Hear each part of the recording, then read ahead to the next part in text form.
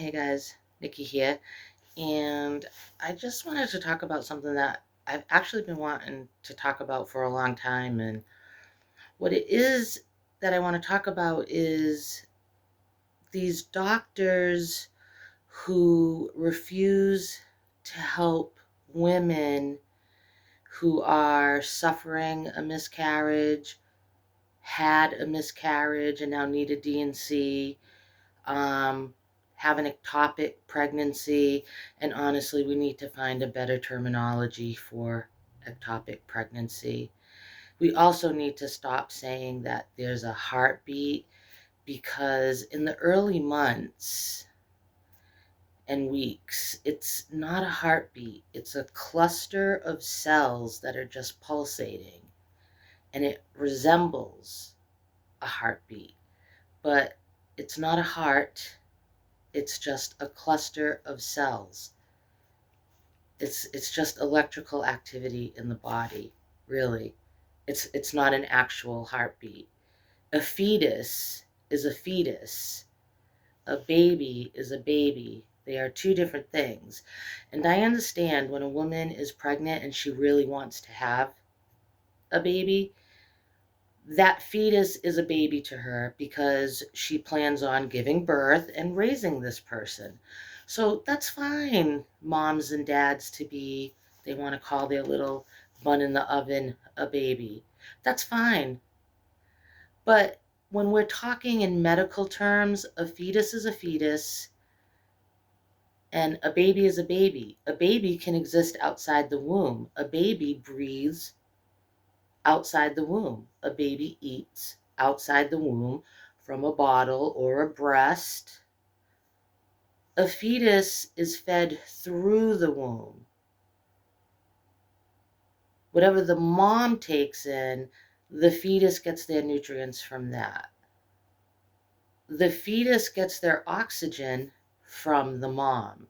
They're not breathing because they're being fed oxygen through the umbilical cord. Almost like scuba diving, like the buddy system. They're just down there in that warm, watery womb, and they're being fed everything. Their existence depends, a fetus's existence depends totally on the host. And I call the woman a host because a fetus is kind of a leech, it leaches the iron and the nutrients out of the woman who's carrying the fetus. But here's the thing. Even women who want to have that baby sometimes suffer miscarriages, and it's not their fault. Sometimes they are actively miscarrying, and it's not their fault. And these women will go to the ER and they get turned away. Some of them are hemorrhaging and they get turned away. Some of them are going septic, meaning their organs will fail. They are turned away. If they have an ectopic pregnancy that needs to be removed because the fetus is outside the uterus, it is not viable. It will never be a baby. It's basically a cell tumor. Yet they won't remove that tumor. And what happens to that woman? Sepsis, infection. They will not remove dead fetuses from inside a woman until it starts to break down and poison that woman. What in the may the Lord open bullshit is this? Who are these doctors? You took an oath to do no harm, and yet you send these women away, knowing full well that an ectopic pregnancy isn't really a pregnancy. knowing that that will never be viable. There's no way to transplant that fetus into the womb. The only way to take care of that is to remove it. And you know that as a doctor who went to medical school, and still you send that woman away to possibly die. And this has been happening. This is real, people. This is real. Women are dying, some of them right in the parking lots of the hospitals that turned them away. What kind of Gilead bullshit is this? Seriously. They're not giving women D&Cs after they have miscarriages, leaving dead tissue inside, which causes infection, which can cause sepsis, which causes death. And they know this, the doctors, and even the nurses, and the nurse practitioners, even the medical assistants know this. And yet they send these women away. When they're in crisis, medical crisis, serious medical crisis, they send these women away. Who the fuck are these doctors? You're more worried about your own ass going to jail than you are about killing a woman? Because, I can live with going to jail because, honestly, what fucking jury is going to convict you because you removed an ectopic pregnancy, or because you gave a woman who had a miscarriage a D&C, or because you removed a dead fetus from her womb so it wouldn't kill her? What the fuck jury do you think is actually going to fucking convict you on that? Right? No fucking, no fucking jury is going to convict you if it even got that far. But nobody's even tried. Nobody's even tried. Nobody has even tried. There are 15-year-old children in the streets protesting ICE. There are 10-year-old children protesting these fucking brown shirts at these concentration camps, trying to find out what's going on with their families. Where's their families? What's happening with them? Are they okay? 10-year-olds, children with more courage in their itty-bitty pinky finger than grown-ass doctors who believe in science, understand medicine, understand what will happen to these women if they are not treated, and still they do not treat these women. These doctors are cowards, and history will judge all of you. And they will judge you way more harshly than the Nazis who even put these laws forward. You will be judged more harshly for being a coward, for not standing up for good, for not standing up for right, for not standing up for what is moral and ethical. You will be judged, all of you doctors who send women away to die because you're afraid of going to jail or losing your, license to practice. So killing somebody, because if you are the doctor who dismisses a woman who has an ectopic pregnancy or is hemorrhaging from a miscarriage and you send that woman away, you are a killer. You've killed her if she dies. And it's on you. So it's easier for you to live with the death of an innocent person on your conscience than it is to, deal with the courts. You can make bail. You'll be out on bail. And this will not stand. And no jury would convict. Oh, God, so disappointing. Every day, people in this country fucking disappoint me. every day people in this country who I thought would do the right things, like doctors, teachers, just every day doing the wrong thing. Every day just being a Nazi, serving a Nazi, doing whatever dear leader Nazi says, licking his boots. For what? For what? For women, innocent women, to die.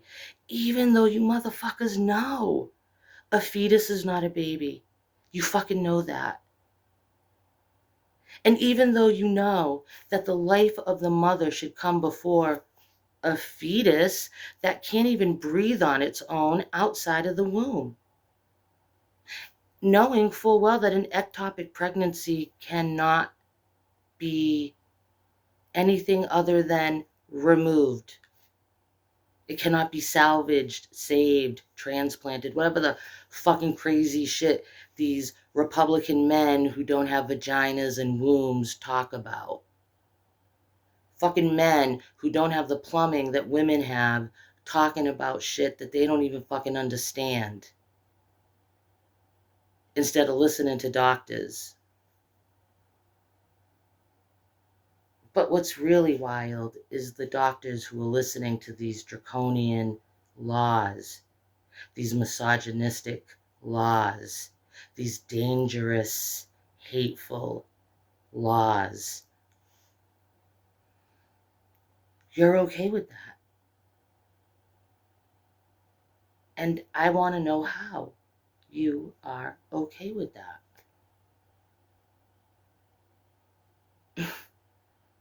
I know if I were a doctor and I lived in, say, Texas, Georgia, wherever the fuck other states have these Gilead laws about abortion, yeah, I would be that renegade doctor. I would make a fucking lab in my basement. I'd have it all redone. It would become a sterile area, and I would be performing safe, free abortions and D&Cs and helping remove ectopic pregnancies and such. I would do that. I would be one of those women. You know, like that show on PBS, Call the Midwife. Yeah, call me. Here I come. I'm coming. And I would. I'd put myself through midwifery school. I would learn everything that I could learn because I'm not a doctor. But I would learn everything I need to learn, and I would find a doctor who would be willing to work with me. I would be either a doctor, if I were a doctor, doing that, or I would be a midwife who would do this, and I would find a doctor to work with me who isn't afraid, who I'm sure would be another woman, because it's always the women. When you look back on history, it's always the women who gotta fix shit. It always is. And somehow women always acquiesce to men and carry water for these fucking men. We should be running shit. And instead, women are just happy to say things like, I would definitely give up my vote for my husband to vote for the whole family. What in the 19 fucking 30s are you fucking talking about, bitch? I digress.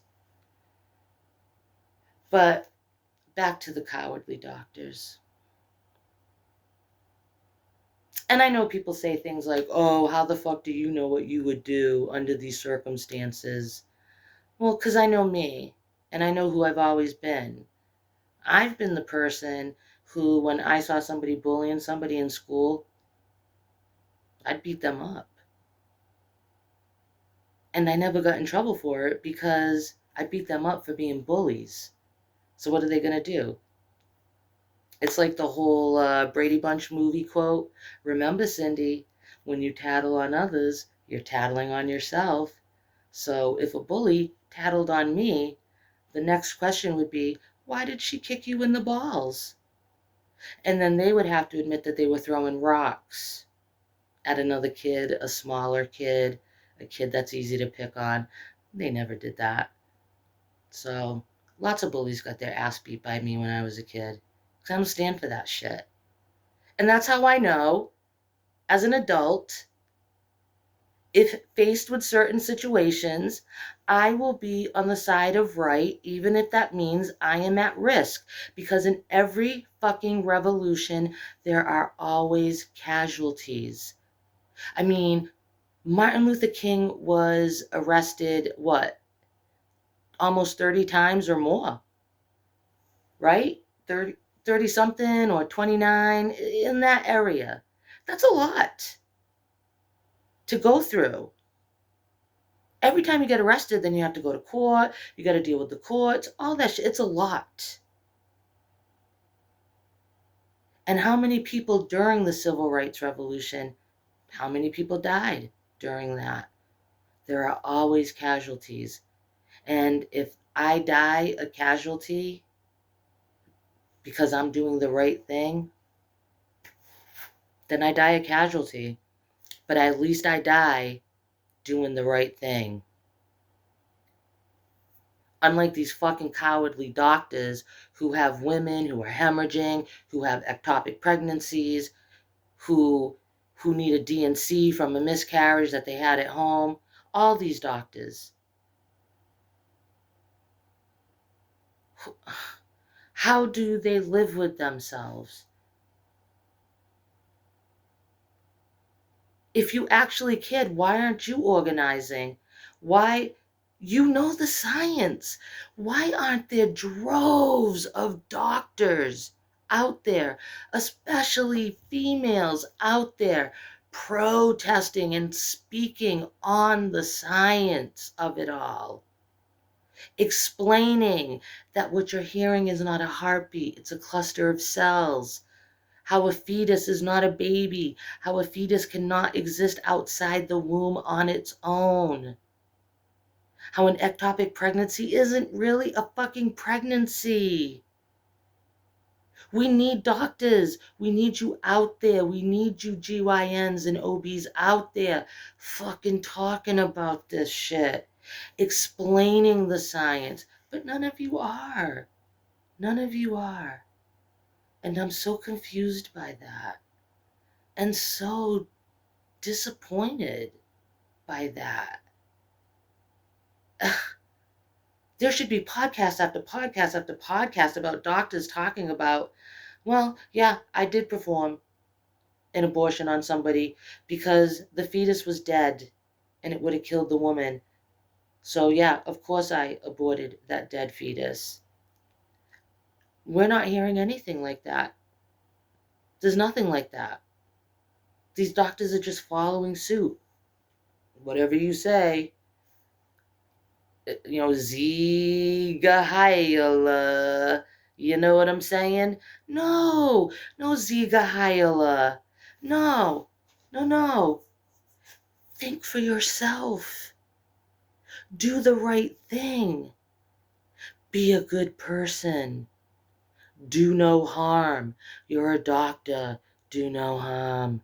And here you are, just doing harm after harm after harm. What the fuck do you care, right? Because it's only women. Because here's the thing, everybody's talking about how Orange Hitler has taken so much money away from medical research. The truth being that only 1% of research money from the federal government only went to female diseases. 1%. And out of that 1%, I mean, what do you think they're researching? Breast cancer and ovarian cancer. And why do you think those two particular cancers? Well, men love titties, and you need ovaries to have babies. Those are the only cancers they really, really work on for women. I have endometriosis. Psh, only private research is going on for endometriosis. There is no federal funding for that. PCOS, there's no fucking federal funding for that. Mm-mm. And in fact, when they do test things, new medicines and stuff like that, they often will test it on men. Things that are supposed to be for women, medications and such, that are supposed to be for women's issues, they will test on men, and I quote, because they don't want to deal with all those pesky hormones. So you're testing medications made for women on men and then get them passed through the FDA, though you don't know how they affect women because you didn't test it on women to see how it might affect those pesky hormones. So they weren't really doing any fucking research for women anyway, because they don't give a fuck about women and they don't give a fuck about children. So I'm just wondering where all the doctors are.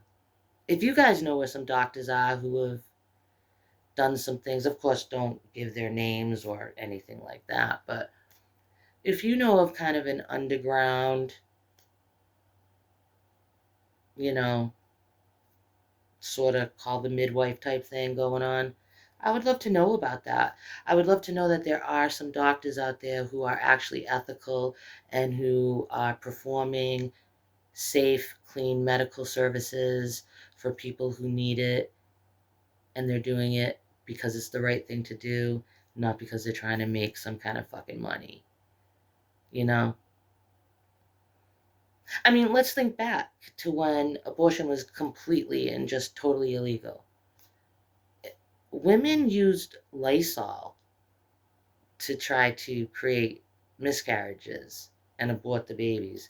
And I mean Lysol, the cleaner. Women douched with Lysol. Why were women ever douching at all? That's a whole other thing. They were douching for men because men didn't want to smell vaginas. Anyway, like their balls smell great. But anyway, I'm bi, by the way, so I've been in both regions.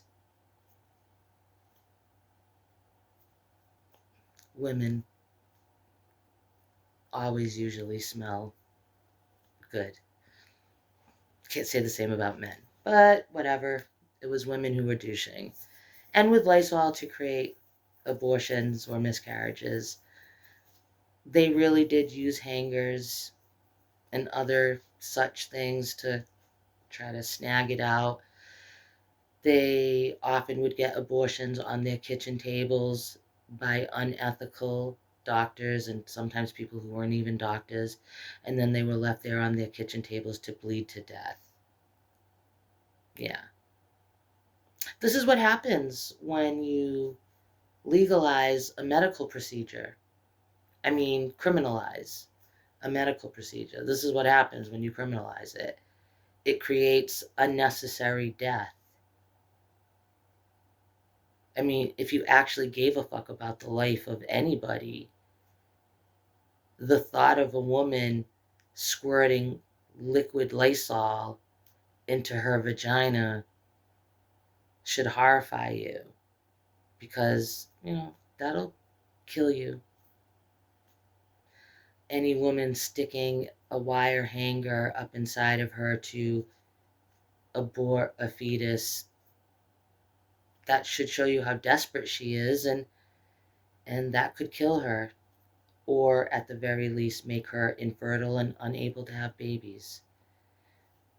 Paying unscrupulous doctors to do procedures on kitchen tables, leaving women dead or unable to have babies ever again, and leaving them in pain for the rest of their lives.